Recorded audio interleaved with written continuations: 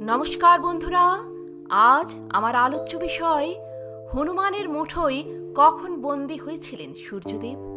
তো চলুন জেনে নেওয়া যাক।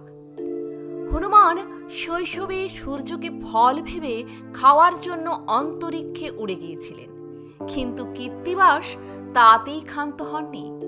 সূর্যকে হনুমানের মুঠোর মধ্যে বন্দী করিয়েছেন। কালনেমির মৃত্যুর পর সূর্যের প্রতি রাবণের আদেশ হলো, তুমি এই মুহূর্তে উদিত হও। তুমি উদয় হলেই রাবণ প্রাণ ত্যাগ করবে, আর ভাতাশ্বকে রামও বাঁচবে না। সূর্য বললেন, লঙ্কেশ্বর, সবকিছুর তো একটা নিয়ম আছে। এখন রাত্রির দ্বিতীয় প্রহর, এখন আমার উদয় হওয়াটা কি ভদ্রতার পরিচয়? বেপরোয়া রাবণ সুর চড়িয়ে বললেন, কেন? রাত্রে উদিত হলে তোমার কি এমন ক্ষতি হবে? তুমি কি আমার সর্বনাশ চাও? সূর্য আর রাবণকে চটালেন না। ভয়ে কাঁপতে কাঁপতে ঘোর রাতেই উদয়গিরির দিকে চললেন। পুরাণ অনুসারে সূর্য পূর্ব দিকের উদয়গিরি থেকে উদিত হন এবং পশ্চিমে অন্তগিরিতে অস্ত যান। এদিকে হনুমান অসময়ে পূর্ব দিকে লালচে হচ্ছে দেখে তো হতবাক। তিনি তড়িঘড়ি উদয়গিরিতে উপস্থিত হয়ে সূর্যের রথের সামনে থমকে দাঁড়ালেন।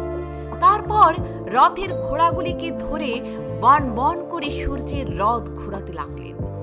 সূর্যের তখন উভয় সংকট, একদিকে অগ্নিমূর্তি হনুমান, ওদিকে কালান্তক রাবণ। সূর্যদেব হনুমানকে জানালেন যে রাবণই তাকে এ কাজে পরিচিত করেছে। হনুমান সূর্যকে অনুরোধ করলেন, প্রাণদান লক্ষণ না পান যতক্ষণ, তাবৎ উদয়গিরি না করো গমন। সেই সঙ্গে হনুমান এটাও জানালেন যে সূর্য যদি তার অনুরোধ না রাখেন, তাহলে তিনি রথ শুদ্ধ সূর্যকে সাগরে ডুবিয়ে দেবেন। সূর্য পড়লেন মহা ফাঁপড়ে। তখন হনুমান সূর্যকে অনায়াসে নিজের মুঠোয় বন্দী করে নিলেন।